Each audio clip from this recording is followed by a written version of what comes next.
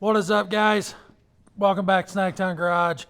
We're back on the 65 Chevy today. If you missed the last episode, I'll get you caught up here real quick.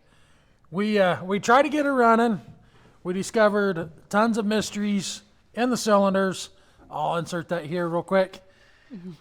Never ran a compression test because we didn't need to. Literally had zero compression whatsoever when I stuck my finger in a spark plug hole. So we had a couple issues going on. We determined there was some stuck valves. I think there's a couple collapsed lifters and lots of internal rust. So a couple days ago, I busted out the rust remover, the transmission fluid for a tractor, and evapor rust remover as well. Created a nice little concoction, dumped that down the carburetor, and I went through manually and opened up every intake valve with a pry bar so all that stuff could get down in there and really sink in and digest it. So after doing so, today I came out here, and it's always it's always important to read the directions on the back of the label 3 days after you put it in and read that you shouldn't let it set for more than 12 hours. So stream cases, it says 12 hours. It recommends 4 hours, I think, sometimes. So should we talk about the screwdriver what screwdriver? that got some of that on it? Oh, yeah. So I stirred the stuff up with this here screwdriver, and if you notice, the last 2 inches of that is now missing chrome. That's from the concoction I mixed up, and that has been eating on our valves and our aluminum pistons. So who knows what we're going to get into. Shit happens. We're going to start out. I'm going to, either I will or Alicia will. I think Alicia will. She just doesn't know it yet. We're going to pull them spark plugs and let this stuff drain out. We'll drain the oil out of it, put some fresh in it. And actually, I think I'll see if we got compression before I even worry about draining the oil out of the oil pan. But we'll get everything out of the cylinders, crank her over, see if we got compression, and then we'll evaluate from there. Yeah, I guess that's where we're going to start. We had zero compression except for on 2 cylinders. We had maybe 25 pounds of compression, and that's judging purely off of sticking my thumb in a spark plug hole. So let's dig in and see if we can make this hoopy run yet today. Now, I want you to tell the people what you just asked me. You misunderstood. No, I did not. You asked wrong. I said, are we doing one at a time? And you said, unless I can figure out a way to do them all at the same time. Do all of what at the same time? Remove the spark plug. Yeah. So she needs 6 ratchets and 6 sockets and 4 more hands. You misunderstood. No, you misasked. Oh, we're going to see how much gunk is still in there. Try to get a good angle.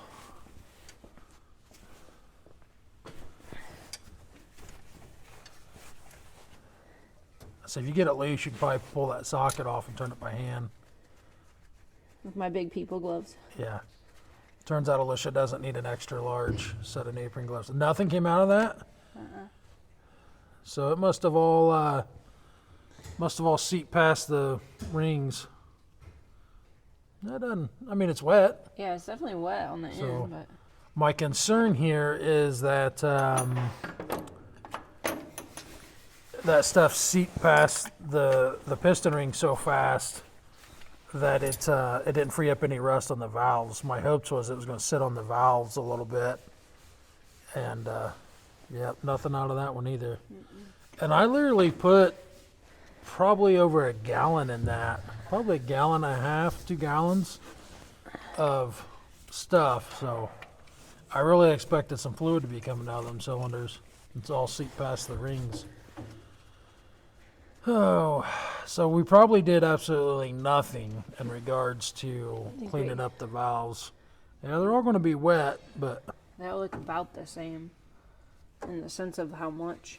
Look at the, nope, I don't even have it in front of the camera. Look at the goo in that, though. Oh my goodness, these are... What's the matter? I'm short.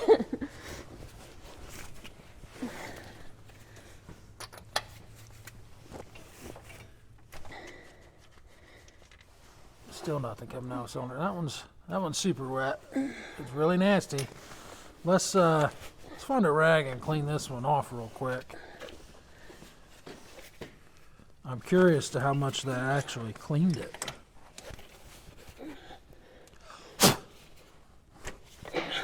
I don't remember how nasty they was before we did this, so we're definitely going to try to burn it on them. I think they were soot covered, and they're pretty clean now.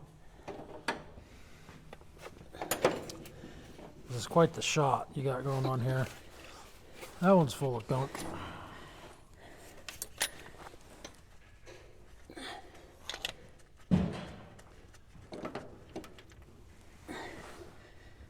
You're doing a good job, sweetie.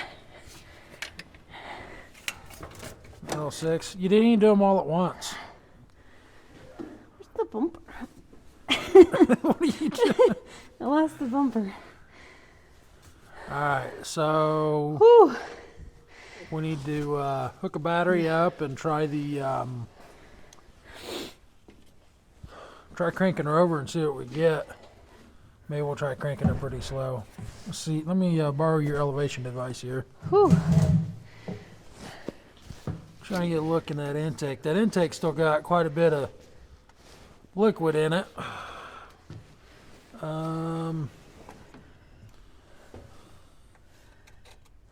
It's not as bad as I thought, but it's still got a lot in it. So I'll hand this off to you, Alish.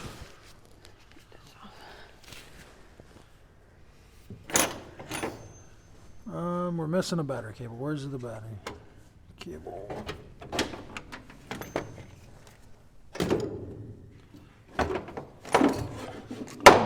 Naturally, it's under the carburetor. Let's put this over here. That's where they all are, right? What's that? Under the carburetor. What? Is The that? battery cable. Oh,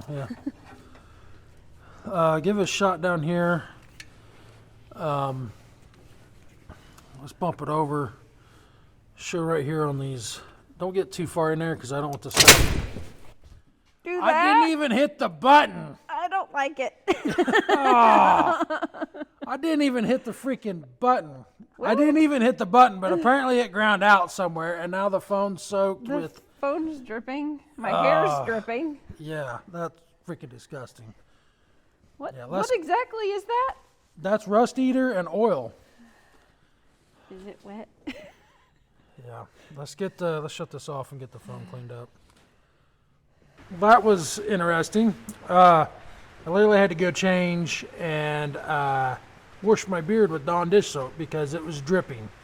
So I think what happened there, let me see this here. I'll zoom in here for him.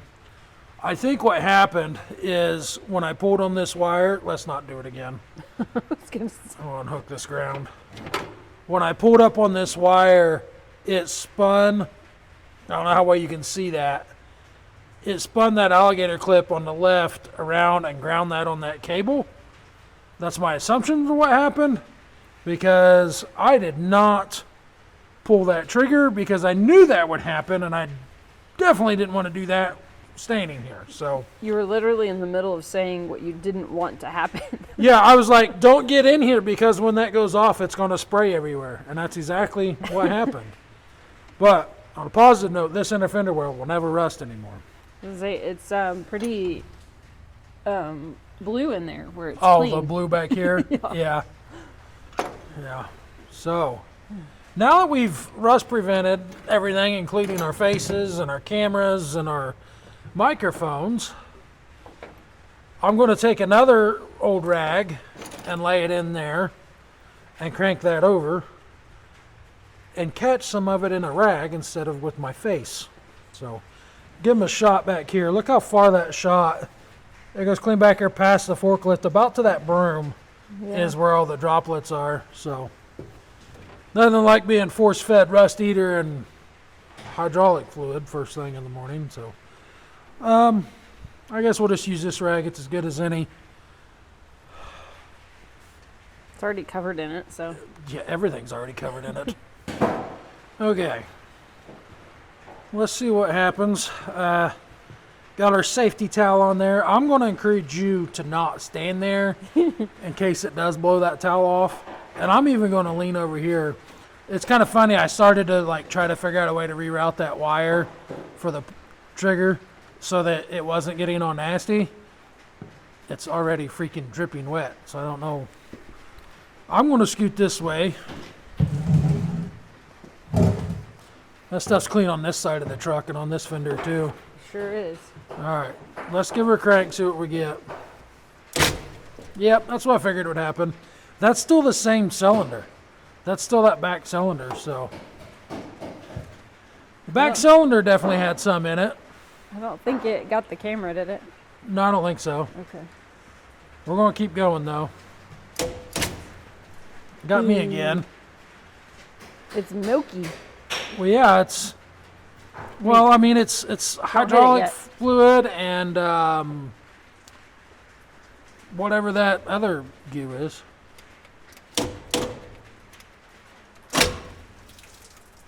Oh, yeah. Did any of it hit the drain pan? I don't think so. Good grief. I think we need 2 drain pans.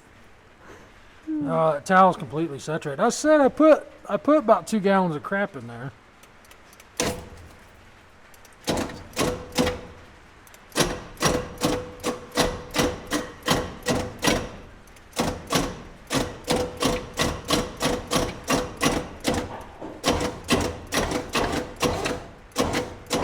On a positive note, the cylinders that had absolutely nothing for compression previously are now pushing the rag out of the way with just air, which we didn't have that compression before.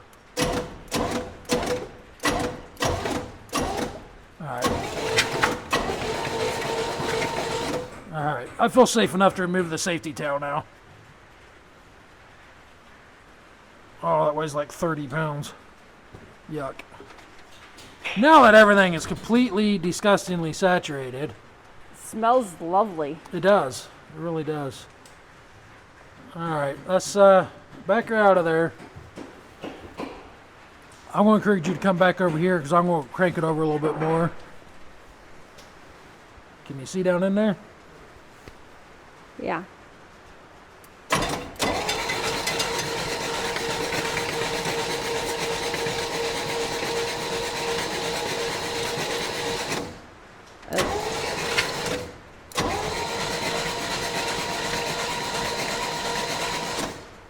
So I'm seeing something here. Come over this side, Lish. We might still be dead in the water. I don't know. When I'm cranking this, we're getting oil coming this way, clean up here on this inner fender well. I think it's completely blowing past one of those valves. That valve that was stuck, I think it's completely blowing past it. Maybe stand over here at the corner.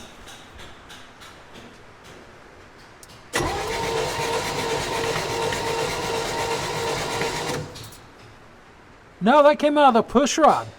That's impressive. It came out of this push rod right here and shot that way. I thought it came up around one of them valves. Do it again. Oh, yeah. Huh? I zoomed in. You can see it spraying. This right here was blowing that way.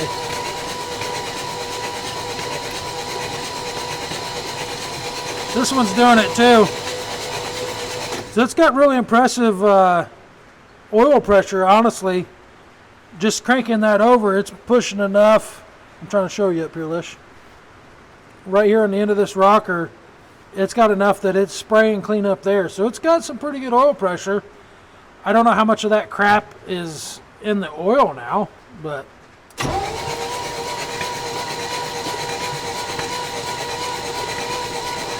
It's like sludging out right there. yeah.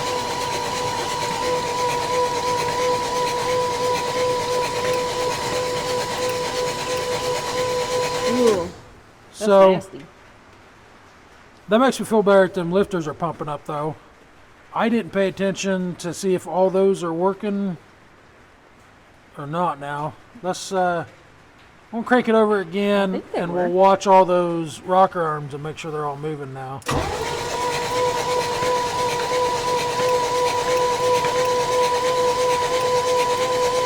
Looks like they are. I'm happy with that amount of oil pressure. That's kind of impressive. So I guess our intake is got a lot of fluid in it. I don't know that it's going to start with that much crap in there. Trying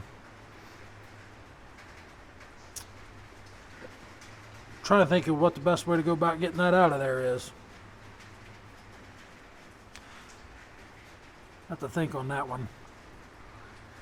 Cause I mean, literally, there's a 1/4 inch of that fluid still in the intake down here. It's not gonna. That oil's not gonna burn off of spark plugs. We're just gonna soak our plugs right off the bat, and they ain't gonna fire. So I gotta try to think of a way to get these cleaned out here real quick.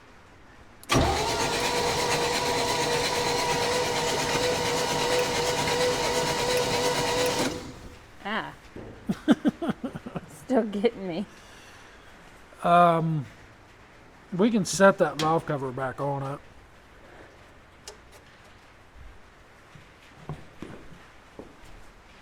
Where'd it go? Behind that wheel. Huh? It's behind that wheel.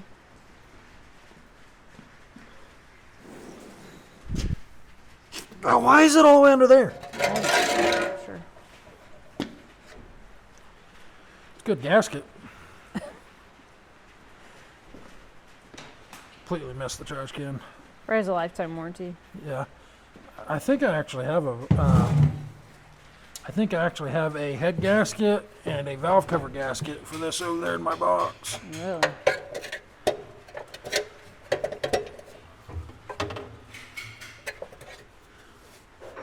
Fixed. So, why didn't we do that to begin with? Did it have to come out some? I wanted to make sure them valves was going to be moving, and I wanted to make sure we had oil coming up through them. Okay. That wouldn't have stopped the spray, and the spraying came out of the spark plug holes. Oh. And you removed the spark plug, so that's your fault. Of course. I'm going to think on this for a minute. I don't know what way I'm going to go about that, but I'm going to see if I can get these cylinders dried out and get some of that fluid out of the intake.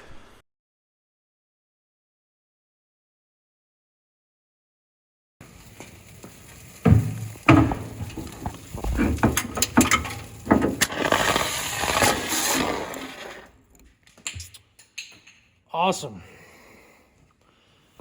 I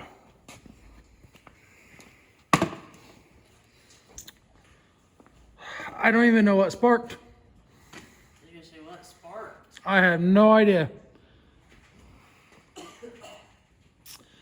That's amazing.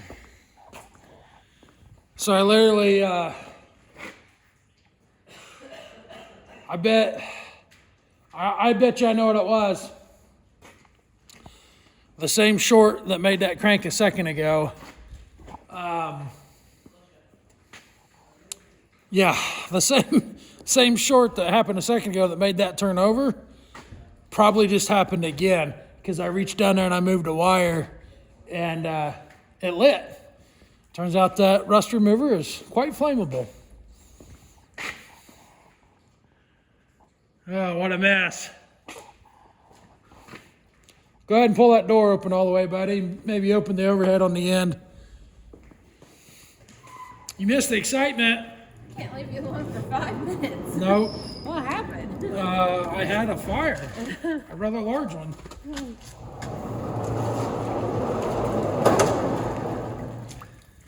a little chalky in here. Yeah, and if this part of the video is different, it's because this is on my phone and we don't have our microphones on. Oh, that tastes horrible. Austin, open that door on the end of the building, please. Walking around in that crap. Roscoe, get out of there, buddy. Come on. Good. Come on, Roscoe. Come on. Get out of that crap. I took JR in. Okay.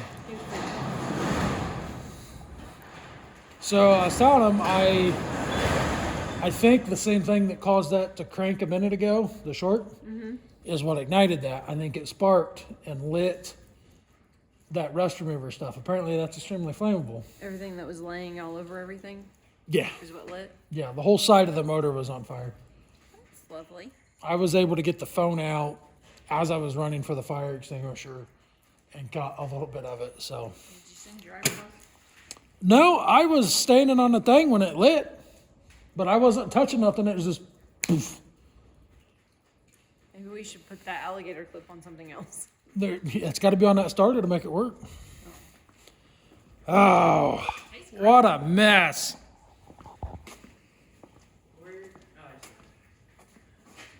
That'll help it run good.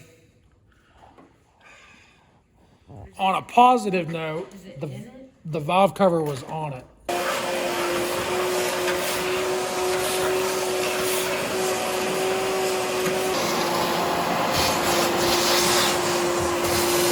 What's the game plan? I have no idea. I'm half afraid to do anything, and I'm definitely not hooking the battery up right now. I have no idea what ignited that. No clue. Neither one of those bottles of rust stuff have a warning on them for being flammable. So That's extra neat. the only thing that I can think of that could have been an ignition source was all that. Not an ignition source, let me back up. The only thing I can think of that could have been a fuel was all that gas we dumped in there. But you'd think that'd have been evaporated a long time ago. That was a week ago. Yeah. I don't know. That's kind of neat. I would think even if it was still there a little bit, that after a week it would just be minimal, not a big. Well, I Fire. dumped 2 gallons of rust eater and hydraulic fluid in there. And usually they don't. Usually hydraulic fluid's not real flammable like that unless it's really hot and it's like vaporized, and then the vapors will ignite. There's no heat source. No. But it was just this side of the motor where that stuff had came out of the exhaust, so I don't know. The only thing I can think I could probably do, I've got some starting fluid. I could spray that on there and it would have a high evaporation rate, let that air out, and evaporate any other fuels out of there, hopefully. Because, I mean, if we have a spark from a coil wire or plug wire or anything going forward, whatever that is a good chance it's going to ignite again, and I'm not pushing this outside and power washing it when it's 35 degrees outside to get all that off. So Well, it is raining, so yeah, it's not going to rain under the hood. I think we'll just spray it with some starting fluid. Well, I guess it's got all that detergent on it now too, or whatever you call that crap that comes out of a fire extinguisher. yeah, Powder that you can't breathe. It's got it all over it. I don't know. I guess we'll just put plugs in it. Hook up the plug wires. Make sure we got our order right. Throw a carburetor back on it. And crank it a little bit with the cameras rolling this time and see if it ignites on fire again. And have another fire extinguisher handy. Sounds good. Yeah. Where's the fire extinguisher? Yeah, I'll get one out of the torch cart and bring it over here. But let that be a lesson to you that you always want to have a fire extinguisher handy when you're playing with cars. So Even with fluid that doesn't say could be flammable? something was flammable, really flammable. I don't know. We will we'll get this put together and we'll be back in just a jiffy. I lied. I want to do a finger compression test real quick on this thing and see what we gained and have a fire extinguisher handy again. There shouldn't be any ignition. There should be no spark. The only thing that could be sparking is that starter someplace. So, I don't know. I'm going to hook this back up. First, I'm going to grab a fire extinguisher again. And I'm going to hook this up, grab a fire extinguisher, crank it again, see what each cylinder offers for compression on the thumb test this time. And let's make sure this guy's good. It is good. All right, let's see if we can burn this down again. Okay. Let's see what burns. Did this, that didn't get burnt, did it? Let's see if that sparks down there. Well, there's something white on it.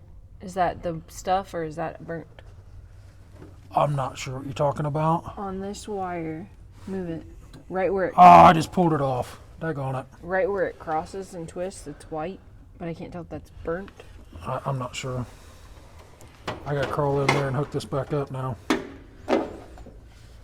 Oh, I'm not gonna be able to do that with gloves on, or probably that light there. Oh, oh, that's hard on the belly. Oh, it does not smell well down here.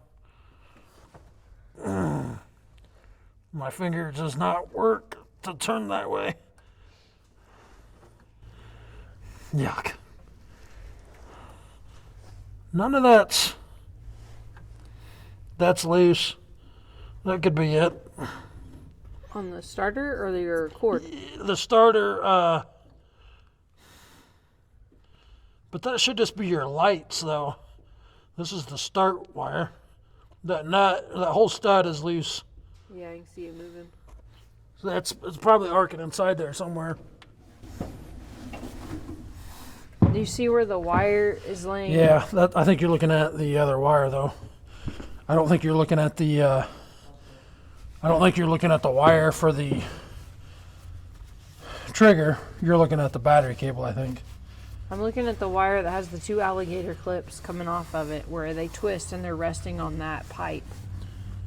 Right there. There's nothing burnt. Right there. See it? Look at the phone. Yeah, there's nothing there. It's white. That's what I was just making sure. Everything down there is white with chemical spray. It had a different look to it, so just make sure it wasn't a melted area. All right, let's try this again. I'm gonna hit it first time with gloves on in case we do have a fire. Then I'm gonna take my glove back off.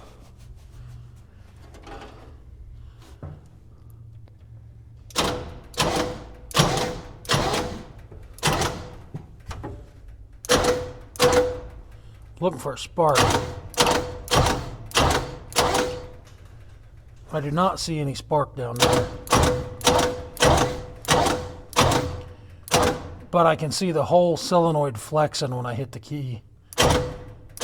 See that wire on the left side jump? Yeah. I bet you there's a short there somewhere that's causing us a spark. Alright. Well, it doesn't look like it's going to start a fire right now. We don't have any ignition on, so let's do the old finger compression test. If I remember right, 1 and like 5 had compression, and that was basically it. That one's good. That leaves a lot to be desired. That one's probably like 5 pounds of pressure. And I think number 2 was the one that had that rag or something in the valve. Yeah, it was. Woo! Whoa. That one's overly excited. I remember 2 had more than 1. No. Are you saying number 2 didn't have diddly? Number 2 had nothing. 3 had a little before. 3's got a lot now. 4's got a lot. 5's not bad. I want to say 5 and 6 had minimal. Yeah, we're not doing horrible. 5 out of 6 compared to 1 out of 6. It might actually run on that now. That's still disgusting. So, yeah, I'm optimistic we can make something run on 5 cylinders. Might not run well. But if we get some heat cycles in there, that other one might come around. If you guys haven't watched the first video, I'm pretty confident that intake valve on the number 2 cylinder, we ran a bore screw up in there. I'll try to insert a picture here if I remember. I think what had happened was somebody had stuffed a rag in this intake and then bolted a carburetor on, and I didn't know it. And part of that rotten rag is stuck in the valve for number 2 cylinder, the intake valve. I think it's still there, and that's why we don't have compression on that cylinder, because when I hit that, I can watch the water level, or not water, but whatever's in that intake.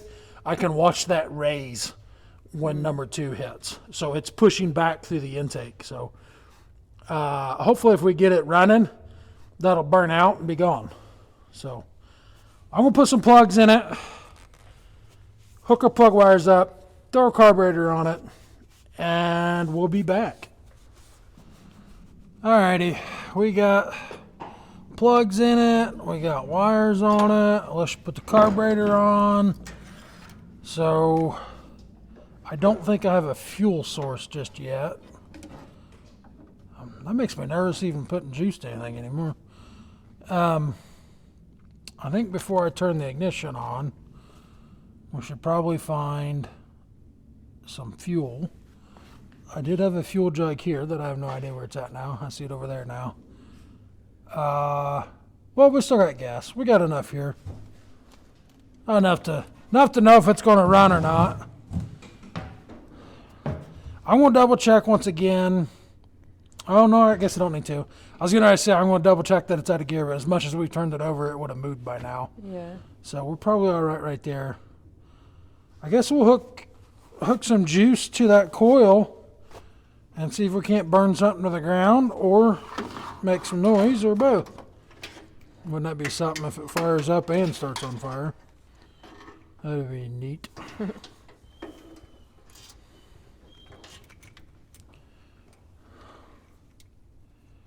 I don't remember how I did this before, honestly. It's a lot of wires. Yeah, a lot of unnecessary wires. Need one of these with just a single wire in it, I guess. Okay. Makes me nervous. Alright, we got fuel. I'm putting my firefighting gloves on here. As flammable as that was, it should be flammable enough to run off of it, I guess. What residue's in there. Here we go.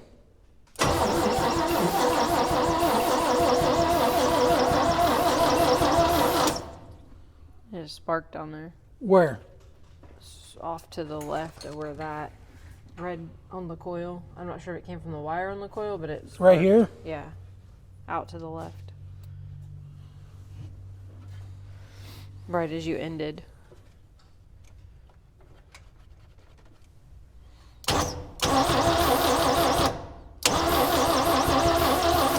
I don't know.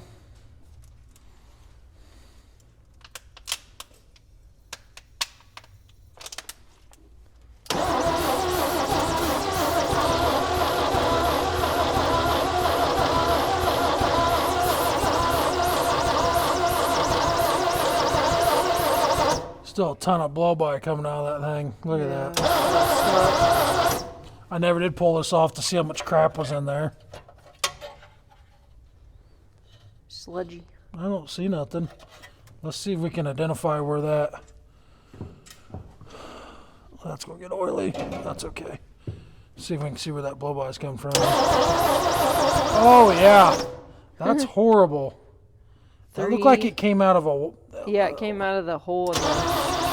Good It's Lord. on the 6 one, the 4, I Yeah. think, and 2? Or is that... We probably should have ran the bore scope in them cylinders again and see how different it looks. Oh, from before? Yeah. It doesn't sound good. We didn't see the blow-by with the valve cover off before, though, right?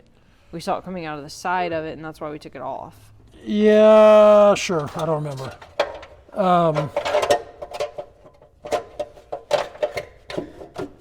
Why go down?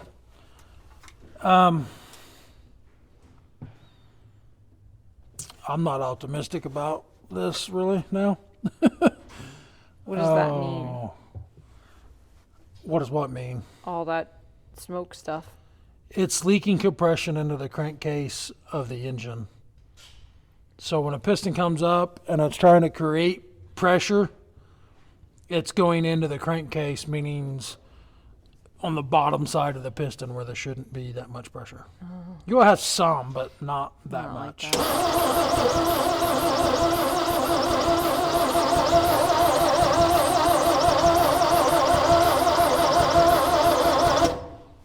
I was hoping I was hoping by our newfound compression and 5 cylinders that we'd get some kind of action. When there's too much of that blow by, it just can't build enough pressure. Well, you gotta have compression for the fuel to burn properly.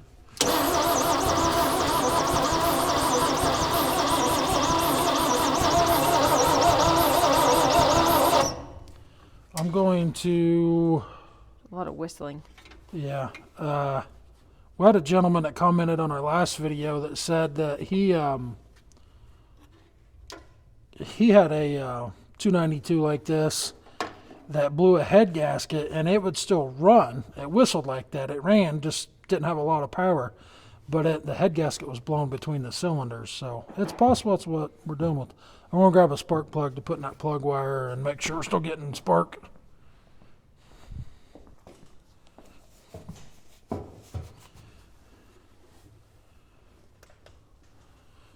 Oh, let's hope we don't introduce a fire.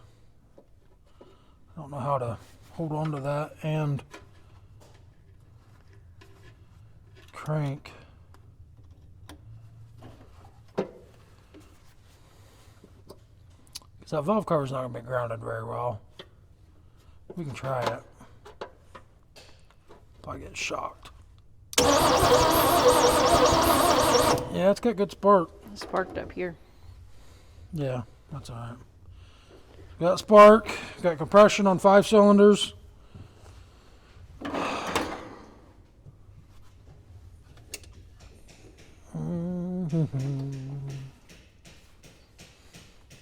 Funny story, one time I went to a parts store. We were on a job site in southern Illinois, and they had starting fluid and de-icer all together on the same shelf.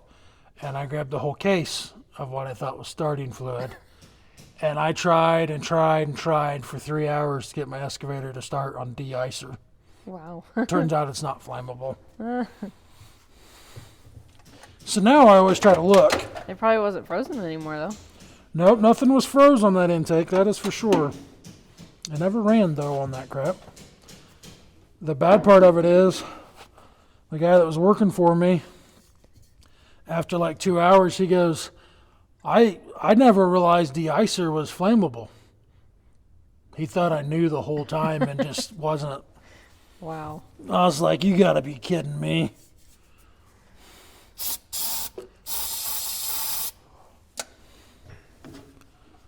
When it obviously wasn't, because it wasn't igniting.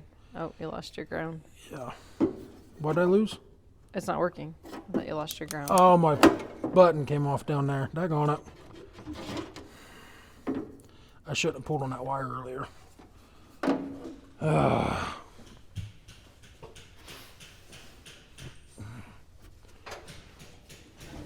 This is not fat guy friendly. Now that our starting fluid's all evaporated.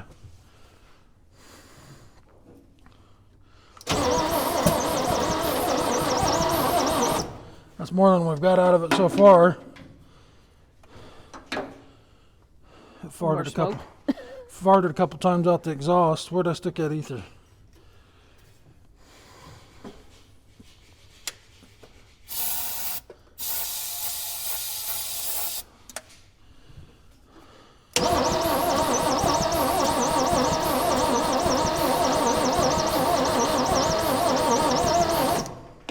Nothing.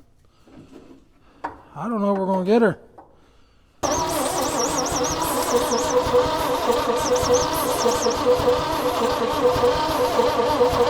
Our battery and our starter is probably getting a little tired. Probably I'll put the battery on the charger for a minute. Let that starter cool down. I don't know. I feel like if we could get a couple cylinders to fire a lick, get it going for a few, the others would probably come around, but we got to get to that point first. I don't know what the answer to that is. Okay, we went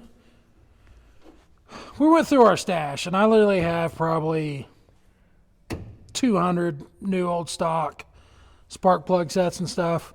Out of all that, we can only find 3 new ones that were the right thing for this. So it's got 3 new ones and 3 new to it that I don't know why, but somebody put them in a box. We had a package, and 3 of them were new, 3 of them were used. So we got 3 new ones, 3 used that aren't as used as what came out. We got those in there. We drained the intake. Horrible intake design on this. The intake flows upward into the head a little bit. So there was a lot of that oil and stuff laying in that intake. We got that soaked out with some rags. Hopefully, I'm going to try to start it off of just starting fluid and forget the gas for now and hope this thing fires off. So let's give her a shot and see what happens. Oh, look out. And just so you two realize, when this fires, that dust is going to go everywhere. Great. So don't sit here and try to inhale it. I need to be able to give that throttle and spray that in, because that's flipping shut as soon as I touch it.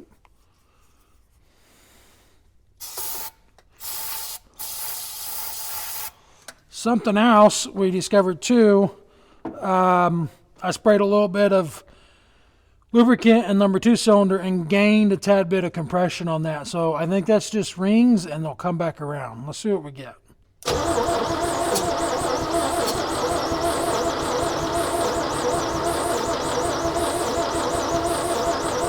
Nope. I need to figure out a way to hold that open. Have to find me a screwdriver to wedge in there or something and be able to hit her with some juice. Where's all that coming from? Oh yeah, let's get the shop vac and suck the bottom of that fan shroud out. That's got like a 1/2 inch of that stuff in it on this side. I don't want to eat that if this thing does decide to fire. Of what stuff? The fire extinguisher dust. Oh, Yeah. that's nasty. Let's turn this off for a second.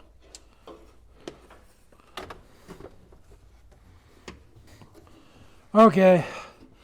I got my screwdriver linkage set in there. Try to give her a spray while we crank on it.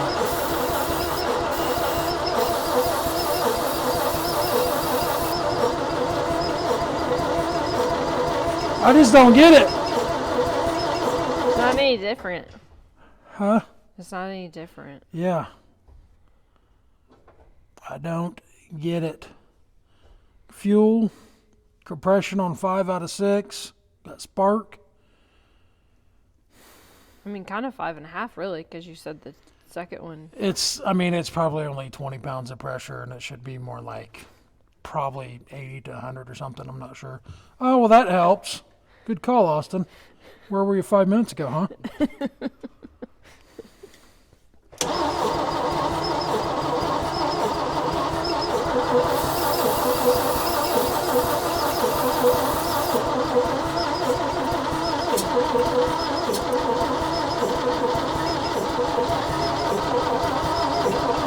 Nope. I think all we're doing is killing a starter at this point. Did it make a new sound? Or was that just it? Kind of It did something. like a puff or something? Yeah. I'm not sure what to think. I know we got spark. It's not acting like it's the timing's off or nothing. I mean, it's coming out of the carb a little bit. But that's because that valve's not seating on number 2. Man, this thing, it's got all the necessary amenities to fire. All right, try 8,367.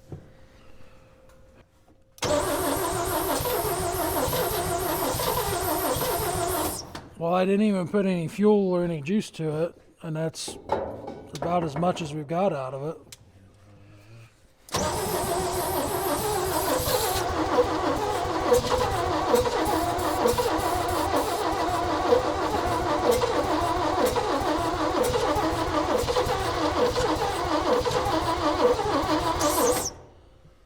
Still nothing coming out back here.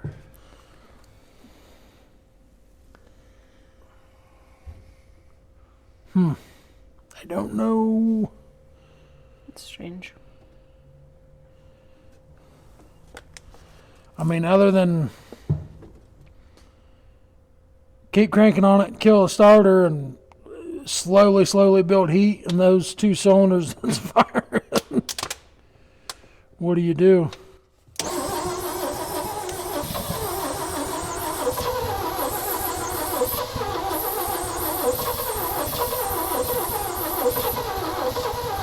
Come on, girl. She's fighting us, that's for freaking sure.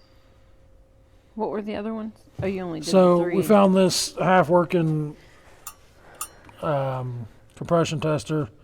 The first one was like, oh, what was it? Like 110 or something. And then we only had like 30 or so out of 2 and 3. And the other 3 were like 60 PSI. So we put a little bit of Lucas oil stabilizer, motor honey type stuff. We put that in all the cylinders and hopefully building some more compression. We did not compression test it after we added that, but I don't know what else to do other than put some more lube in them cylinders and maybe try again tomorrow. I don't know. If we put a little bit more of that Lucas in each cylinder and try again. Like let it sit overnight? Yeah, that's what I'm wondering if we ought to do.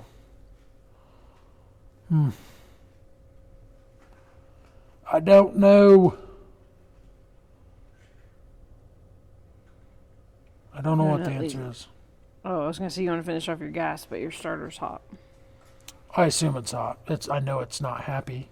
Yeah. I wouldn't be happy if I'd turned that this whole time, so. I don't know. Oh, I don't know how well this is going to work. Oh, yeah. Not real well. Here we go. Crank up. You could hear it hit in there. We're now on like try 9,500 and something.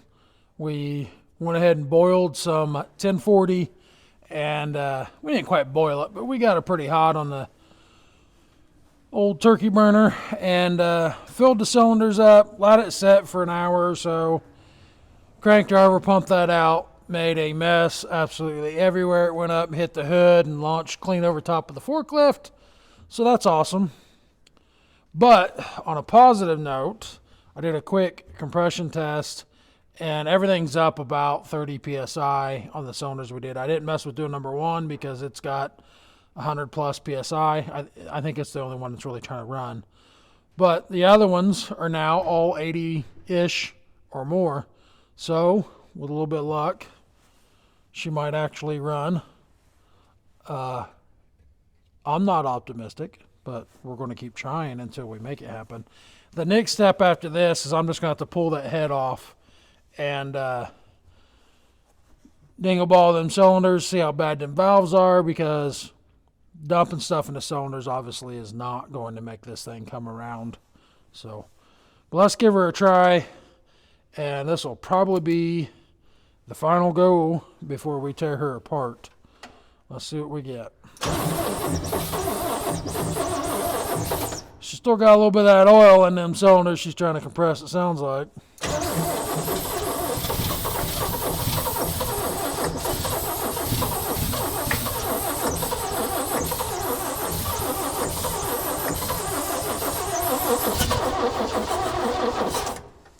Yeah, it's probably going to fire until it burns the oil out of them cylinders, and then we're going to be done. That's my guess. I need to be able to dump fuel in this and crank it and throttle it, and I can't do all of it at once.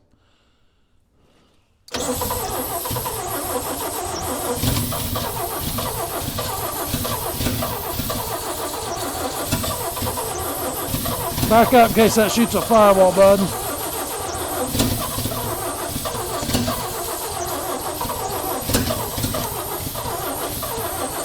It really wants to. Come on, girl.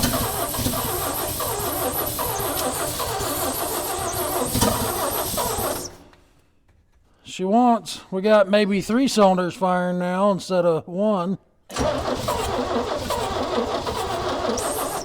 See if she likes the ether at all. Smoky. I'm gonna get a whole lot out of that bottle.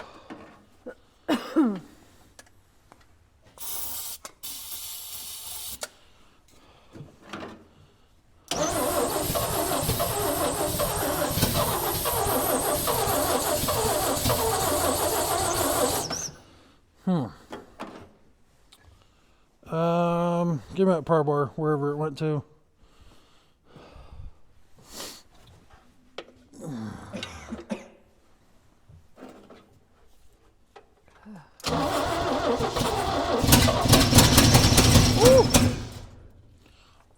Just for the record, in case it doesn't do that again, I'm calling that a success and that it ran.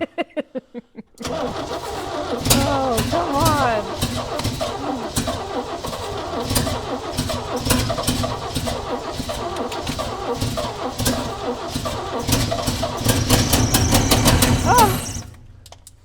Oh yeah.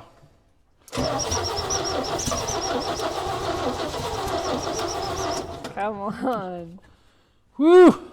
Smoking like a freight train. Let's give her a little bit more throttle.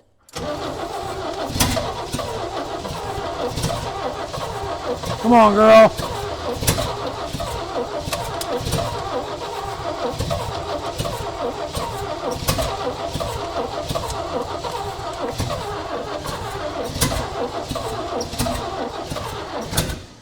It's also pushed that fluid out of the exhaust. Oh yeah. Well, it wasn't putting anything through the exhaust last night.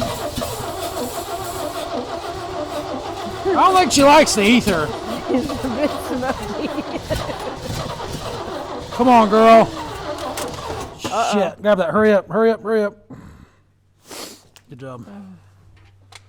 I'm trying to keep that heat going inside there.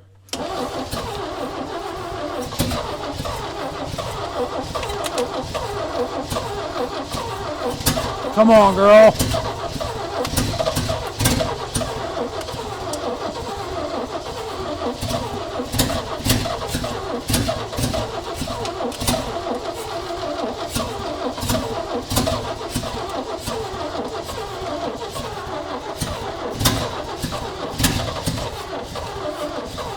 It just ain't got enough. We're only hitting on 2 or 3 cylinders. I don't know. Let's. Yeah, we're all the way down to 11 volts on the battery charger, so we'll give the starter a rest. And what are you doing? It's a little smoky in here. Yeah, well, that's all right. That means it's burning something. Ooh. The problem is we're burned all of our oil out of our cylinders that was giving us compression.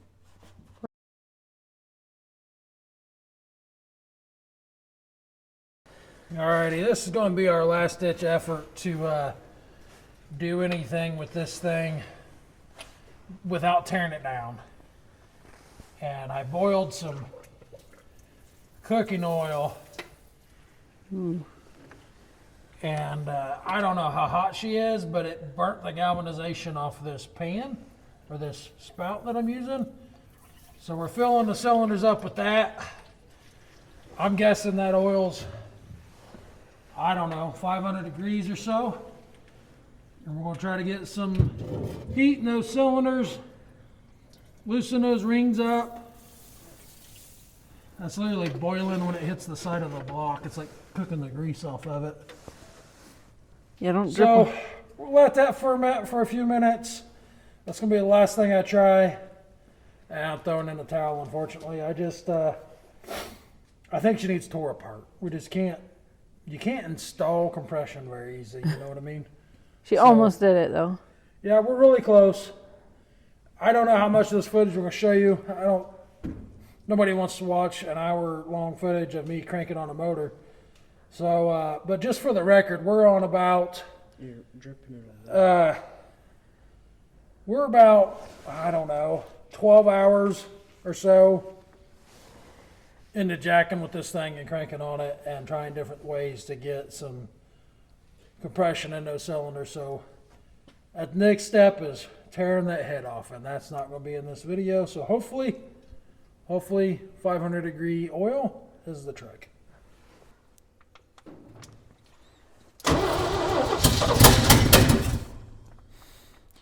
It keeps doing that. I'm ready to give up, and then it does that, and I'm like, cool, we got it. Let's just do it a couple times.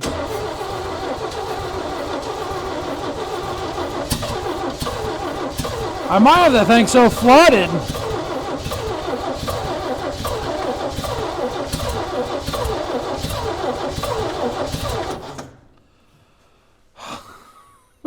I don't.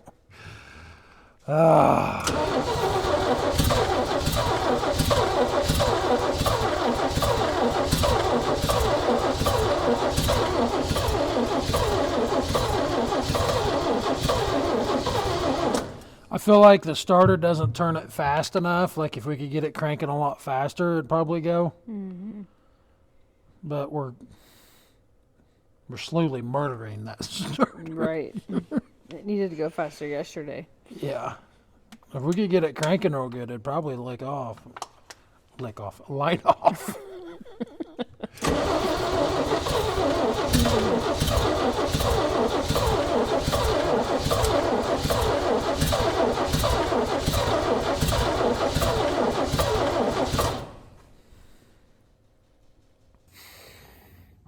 All right, guys. In my stubbornness, it is the next day now, and I refuse to throw in the towel on this thing. Hit it again this morning, same as it was. So I'm going to tear into this motor. As much as I don't want to, I also don't like admitting defeat. So I'm not going to film it, but I'm going to buzz this head off here, and I'll bring you guys back around once I get this thing off. We're going to see what we get. I don't like throwing in defeat, but we're going to see what this head gasket looks like. I have a suspicion that number 2 cylinder has a blown head gasket, blown into another cylinder or something. I don't know. I think that's where that whistle comes from. So let's tear into this thing, get it ripped apart. We'll see how bad she is, and then we'll determine whether we throw in the towel or not. Oh, there she goes.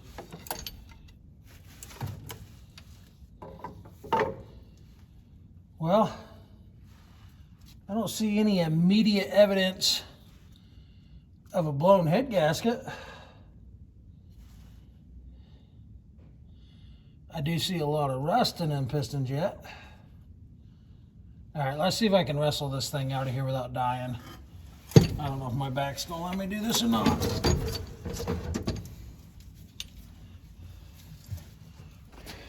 Okay, let's dig into this thing together and see what we got. I have not flipped her over yet. Oh boy, look at that. That is horrible. That's on the intake runners. I don't want to poke that and push it in any further. But no wonder nothing was getting to those cylinders through the intake. On a positive note, this thing had bright green antifreeze in it and shouldn't have frozen busted. And a few ounces even actually went in the drain pan, so that's nice. Rust. Man, I don't see... Obviously, they're not seating properly with the amount of rust, but I don't see anything sucked up in the head. Let me think here. So this cylinder's number 2. That is the one with 0 compression. And that is the one, I hope you guys can get in here. I'll have to get you guys down and bring you in here. That is the one that had 0 compression and looked like it had something hanging off of it. That one's obviously not closed. That's the number 3. Yeah, so we're going to need to disassemble this thing. I'll grab you guys and get you in here closer where you can get a better view. Look at there. It is bad. I mean, wouldn't know why. Nothing sealed up, right? That's cylinder number 3 you're looking at there. Number 4. 5 and 6. Now number 1 had the best compression. It was the one that was firing, I do believe. Number 2, I don't think ever fired, obviously. So, looks like number 4 might have been firing. I'm judging that off of the dryness of those cylinders. I think 1 and 4 was the only ones we had. This is 4. I think that's the only ones we had firing. I'm gonna flip this back over real quick. You guys look at this intake. It is, the intake runners here are absolutely horrendous. Look at that. Looks like a bunch of mouse nests or something was in there. That is for 5 and 6. Let me see here. Where am I at? That is intake runners for 3 and 4. And that's 1 and 2 right there. So I'm going to, well, actually, let's take a look at these cylinders. I haven't even did that yet. Okay. Lordy. Look at the amount of rust on that lip. Goodness. Oh.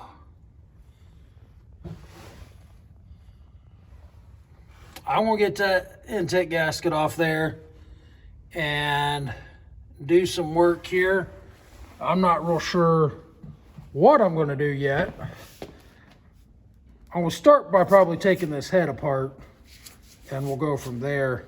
I'll get the spring compressor out, find one that works good on this head, and start taking valves out, cleaning out runners, and go from there, I reckon. Alrighty, got her all tore apart, and goodness gracious. Wouldn't know why it didn't have any compression. There wasn't a valve sealing on this thing. She's horrible. So, what I'm going to do, I'm going to wire wheel those valves and get them as clean as I can. We're going to throw this thing in the parts washer, one in at a time because it doesn't fit completely. Clean it up the best we can, and I'm literally going to wire wheel this thing, get all the rust out of it I can, get all this goo out of the runners, and basically get the loose chunks out, you know what I'm saying? And we're going to do a backyard farm rebuild on this thing the best we can without spending any money on it. I'm going to put them valves back in there. I will lap the valves the best I can. Number 2 is just horrible, horrible. I'm going to do the best I can there. We definitely can't make it worse. So, but here's the real problem. Get some light turned on here, maybe.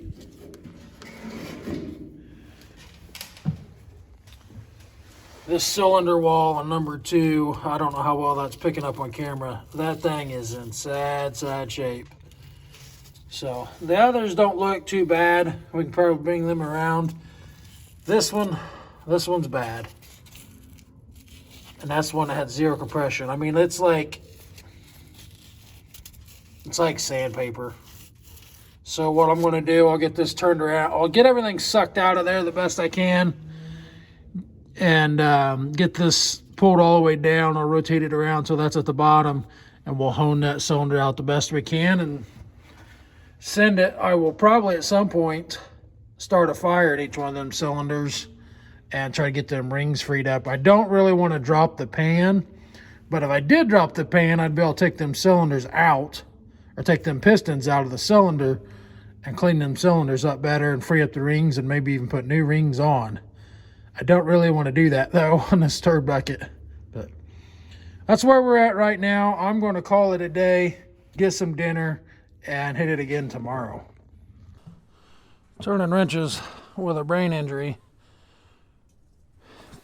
causes a lot of issues. Today, one of those issues was, while heating this oil up, I forgot about it. And that was almost really bad.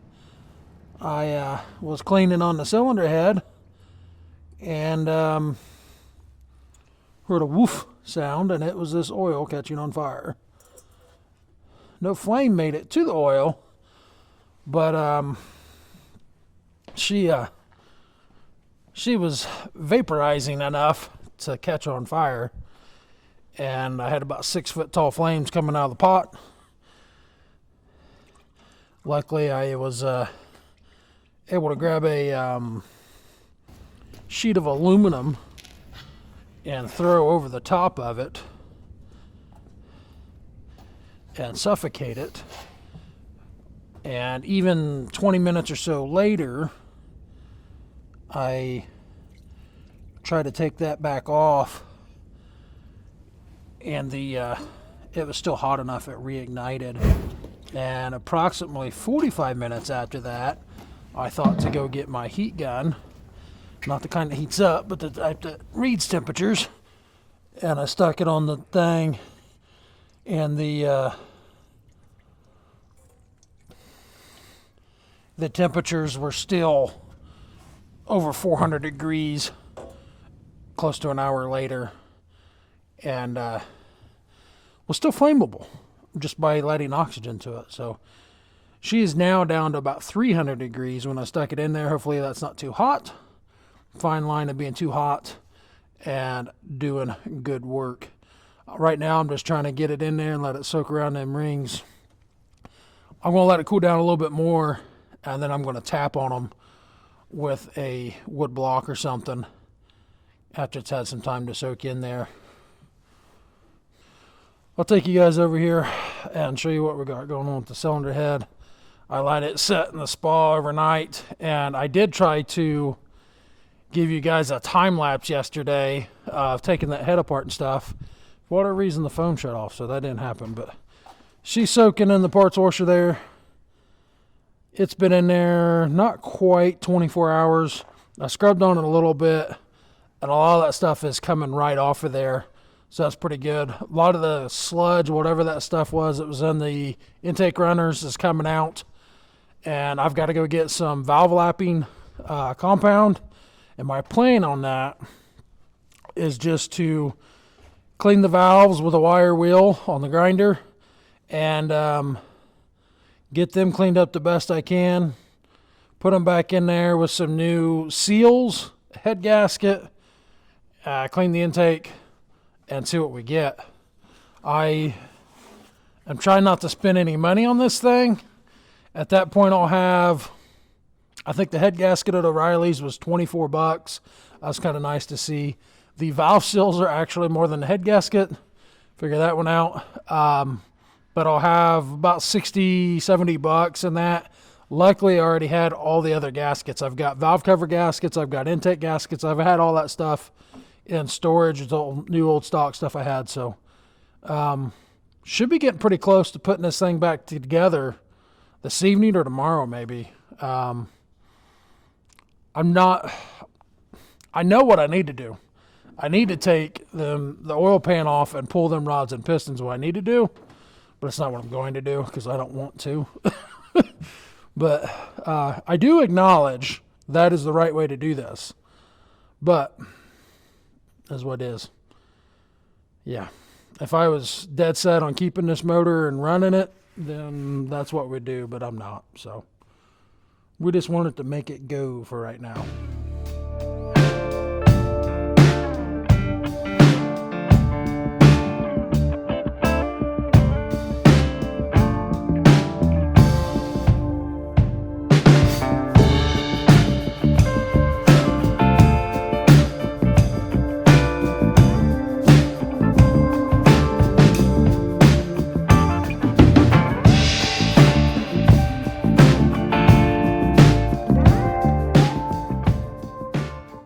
Figured I'd jump in and give you guys a quick update. I had to pull the goo, what it turned into, the oil that I put in here this morning that was, it was like 400 degrees when I put it in. It turned to a thick paste. It was not oil no more, and was not going to be, you can see it in there, it is thick. I don't know why it thickened up like that. It was almost a motor honey consistency, so if not thicker. But anyway, that's gone. Now we have acetone and a little bit of thin weight hydraulic fluid in there. So we're letting that ferment in there. I just pulled the exhaust manifold and intake off of it. I'll go out there and show you what we got going on with it. There's the pipe off of it. The donut gasket was busted in too, so it's needs replaced. Luckily, all the studs were good. Head's still fermenting in its spa there.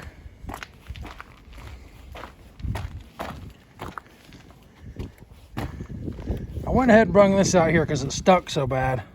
But look at this goo. That is just like sand in there. I think it's just fine rust. But it is all in every one of them intake runners. And I wish I had some kind of sandblast cabinet I could get these in and get that cleaned up real well. Yeah, I mean, look down in there. Look at that chunk. I can't quite reach it with my finger. I don't have any tools out here. But I gotta get that crap out of there. So, this is the next project to get cleaned up. It is. Look at that. It's probably a good thing that this never fired, honestly. If it did, we would have made junk out of it as soon as that stuff started going through there. Goodness gracious.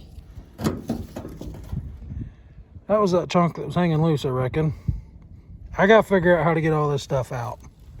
I'm not sure what the answer or the best way to go about that is. I thought about trying to boil this, but I didn't know if that'd lead to cracking. Not sure what the answer is there. Got a split in it right there already.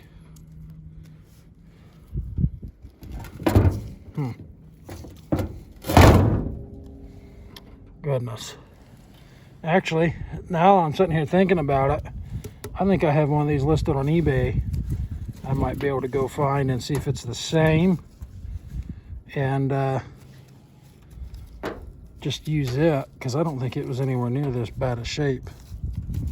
Alright, that's where we're at right now, and we'll keep plugging away at her. I wanted to show you guys these valves. There's just no way we're going to get that thing to seal up in there. I was hoping I could lap these and get them to seal up good enough to make this guy run. I'm not wasting my time on trying to make anything like that work. So, we are now on the hunt for a few valves.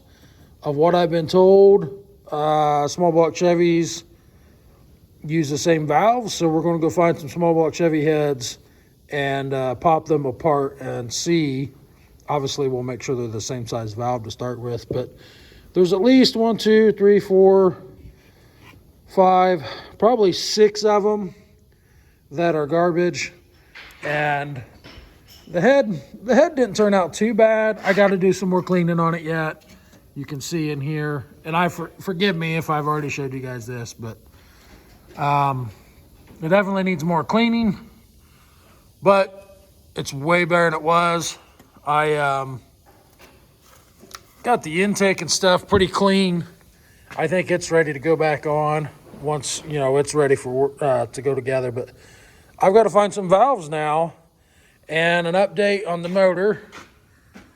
It has now been sitting with stuff in it for, I think this is the 4th day or 3rd day. I don't know. That is acetone.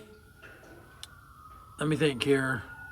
Rust Eater was the main ingredient. A little bit of thin weight hydraulic fluid and acetone on top.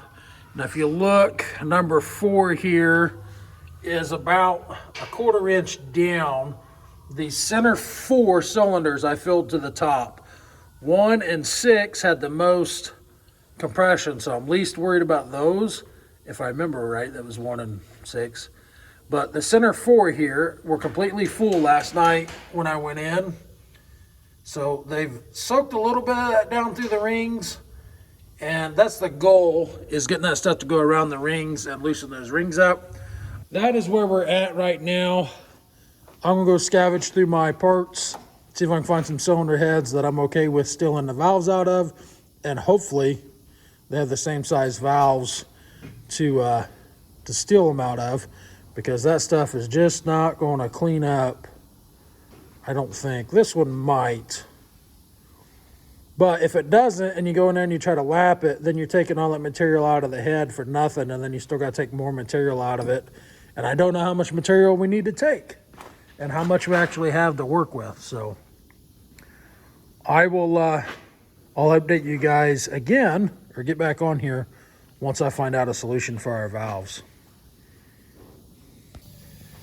Alrighty, looks like we got lucky on my first try.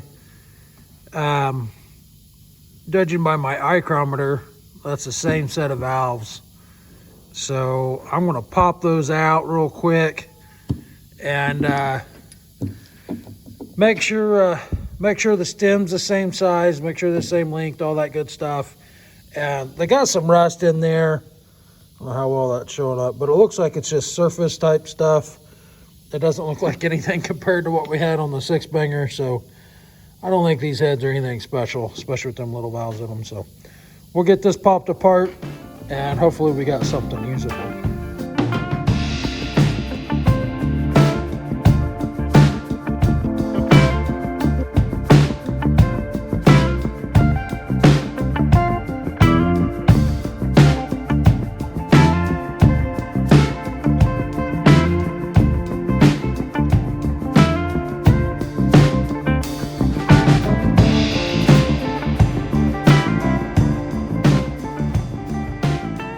Okay, we got some candidates.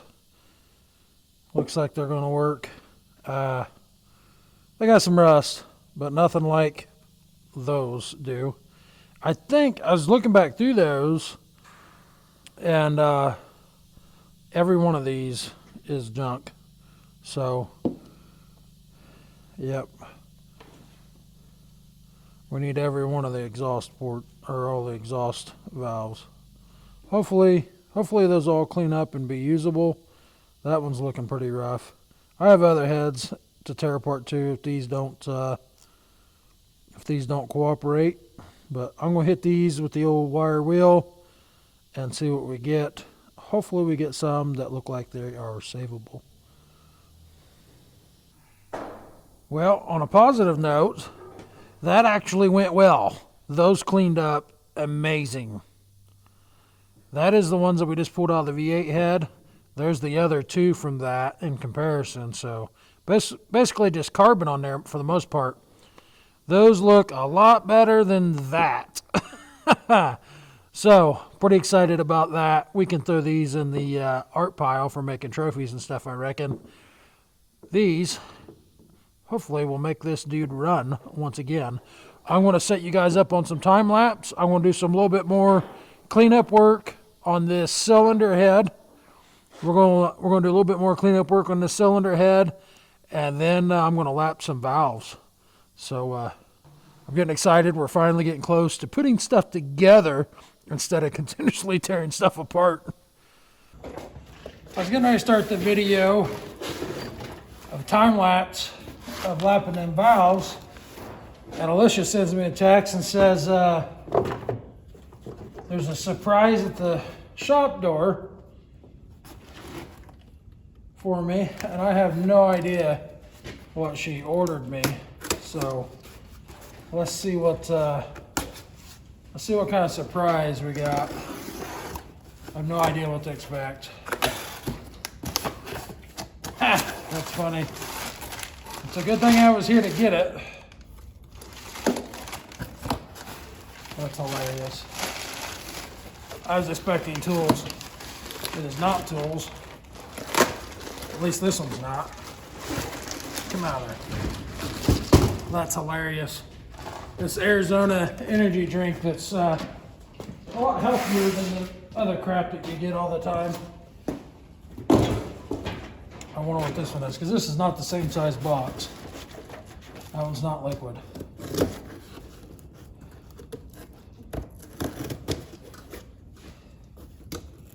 Let's see what we got. I can't hold that knife, it's so cold out here. I came out here, it was 50 degrees. It's like 25 now. It is more tea. Why would they put it in two different boxes? Oh, that's funny. If you guys, I am not sponsored in any way. I mean, I could be, but I'm not. But if you guys like energy drinks like Red Bull, all that stuff that's extremely unhealthy, these are way healthier for you and don't have all the ill side effects, in my opinion, as far as I know. With my brain injury, I can't drink caffeine really, and this is the closest to a energy drink that I can get, and these things are amazing. So, thank you, Alicia. That also allows us to get out more content, because without that stuff, I just do not have any energy. But let's get on these valves and get this thing done today.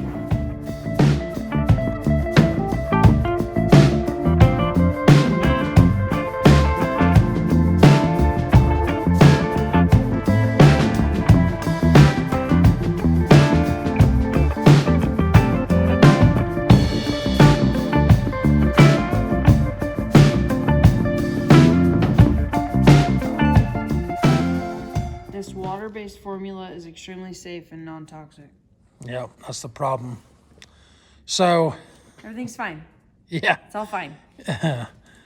Alicia just got out here and started giving me a hand, and I asked her to go ahead and clean these cylinders out because I wasn't getting the results that I'd hoped for. And she discovered that crap's freaking froze.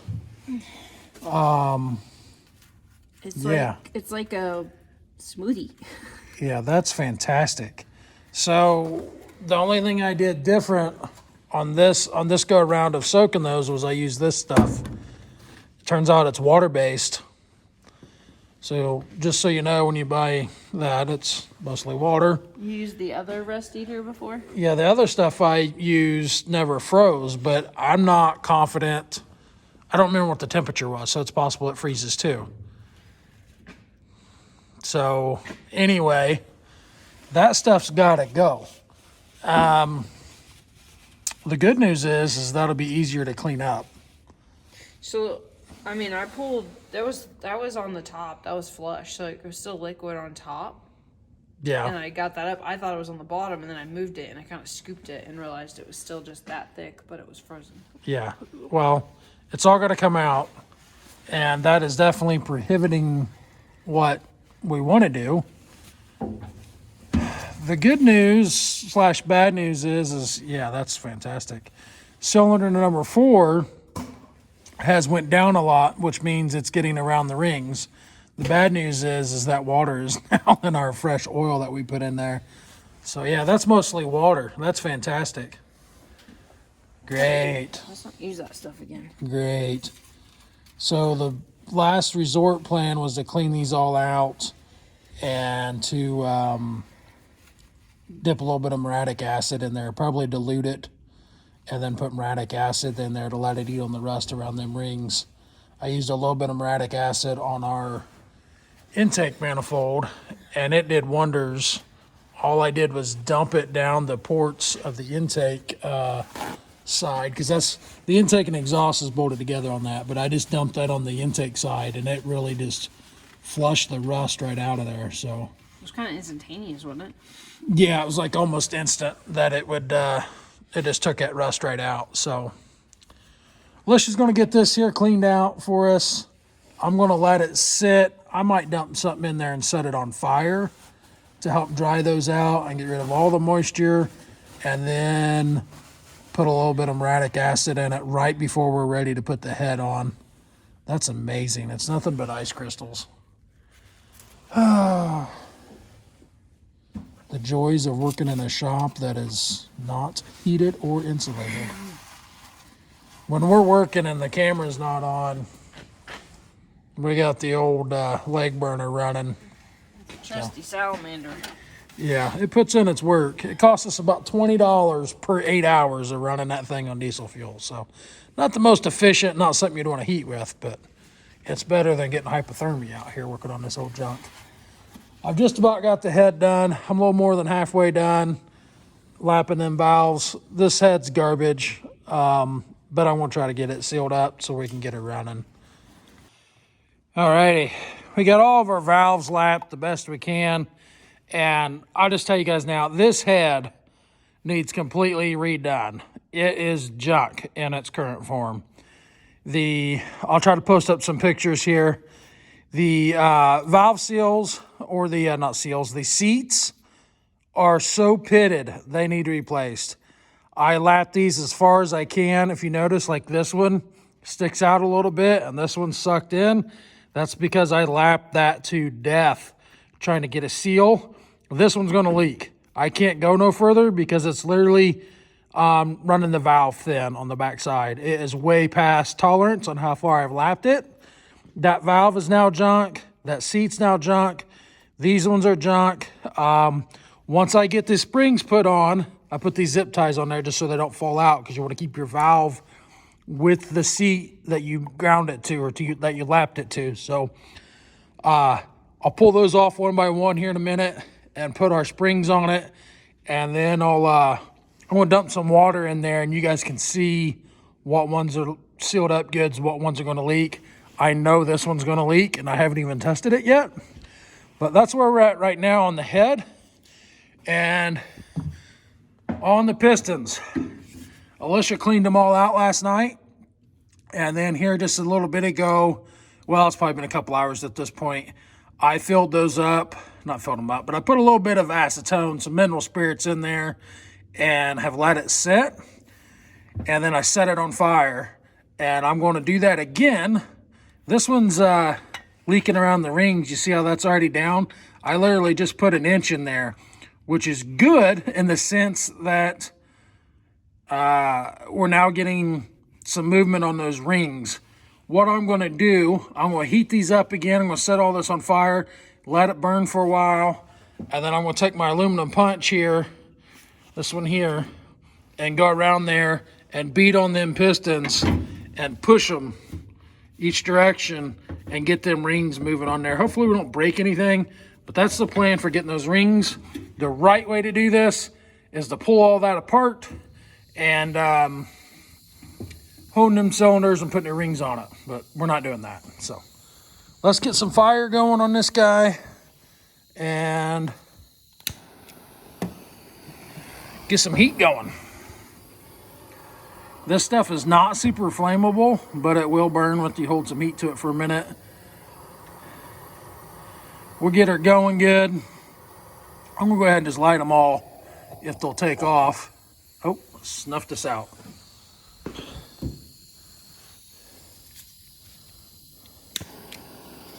I'll just keep the lighter with me, maybe. Get these going here, get some heat in them.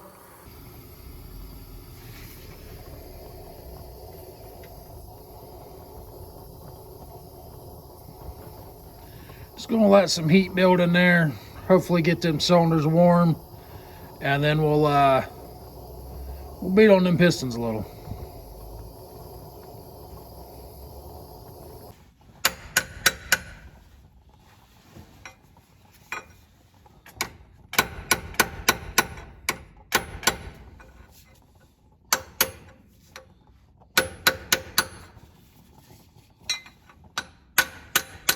I don't know if you guys can see that, but we are getting a minuscule amount of movement out of that. So, them rings have either got to be broke or moving.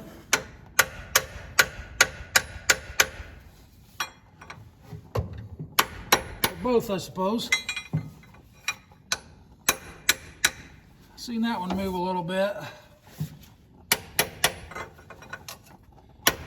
If you guys remember, number 2 up here is the one that had absolutely no compression. One was bad. Oh, that one's got movement for sure.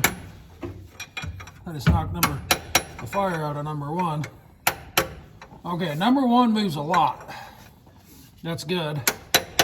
Number 2's moving a decent amount. I might be better off running these deeper in the bore. I don't know. I would think that the bottom of the bore or midways in the bore would be more wore out, honestly. Let's we'll crank around a little bit and bring 5 and 6 closer to the top. And that'll also bring 3 and 4 down.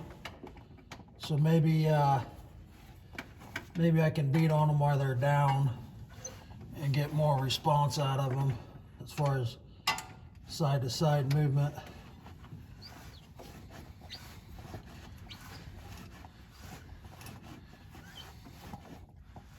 We'll try beating on 3 and 4 right there. I know you guys won't be able to see them, but it's hard to get an angle that you guys will be able to see them, honestly.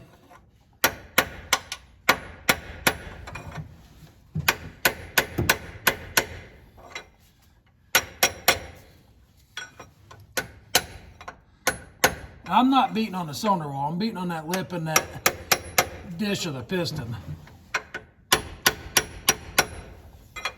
And it's just a tap. I'm not getting carried away. And all I'm doing is trying to move that piston back in that bore, just a fuzz. I'm sure there's people out there just cringing away, and that's okay. I can't levitate and beat on that, unfortunately.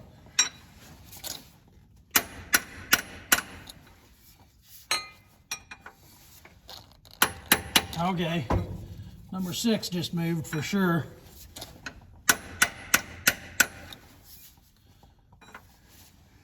All right, I bet we got enough.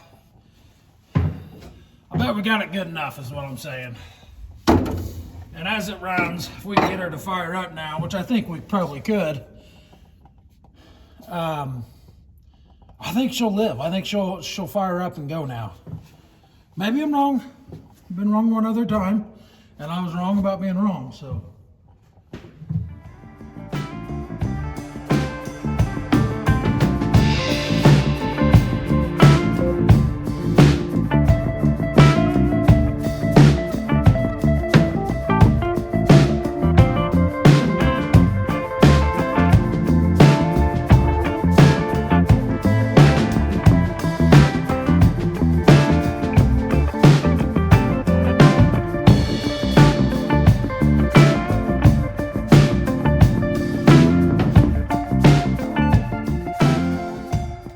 Okay, here's going to be the moment of truth.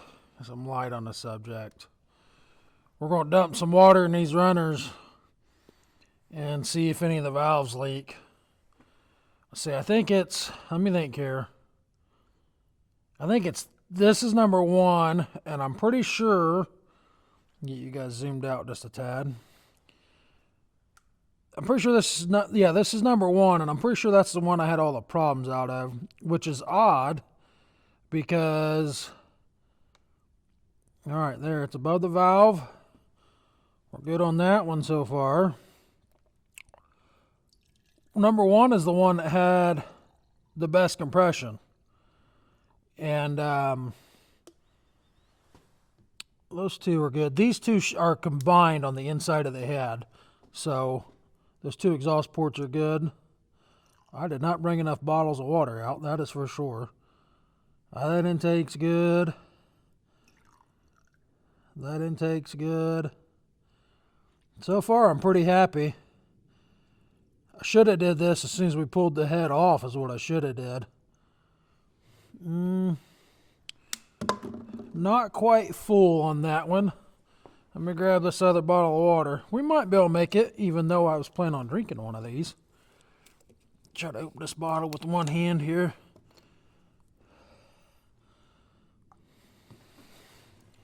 Yeah, we're above the valves.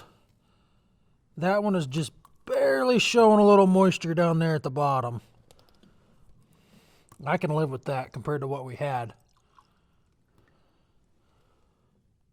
That one's good. That one's good. We're blocking our own light there. Let me move our light over here. So far, I am tickled to death. This one's got some oil residue right there. That's not water because I haven't put anything in that one yet.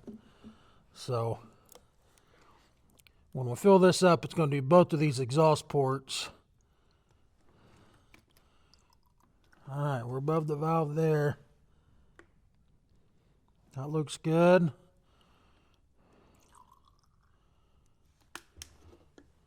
And that one looks good. Hot dog. I did not expect that. Oh, we got a little bit of drippage right there. So, that is the one. That is the cylinder that had absolutely no compression. And those seats were absolutely toast. So, I can live with that. Awesome. You have no idea how happy that makes me to see those are not puking everywhere. That's a big relief, and that was a lot of work. The way I did that is not the right way. I want to be very clear on that. What I'm doing here is not the right way to do this. This head should have went to a machine shop, had the valve seats replaced, new guides, probably should have been surfaced. This thing is horrible, horrible shape, but I think she'll run now. I've got 4 out of 6 pistons to move around in the bore a little bit. They need honed at the very least.